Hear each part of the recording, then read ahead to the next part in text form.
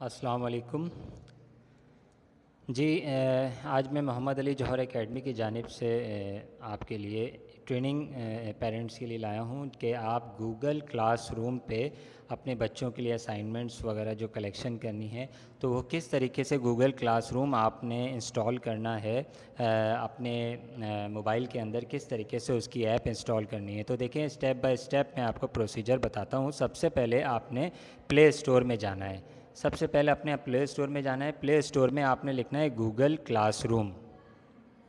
Google classroom, ये देखें Google classroom इस तरीके से ऑप्शन आएगा, ग्रीन कलर का ऑप्शन होगा गूगल क्लासरूम, ये आप इंस्टॉल कर लीजिएगा।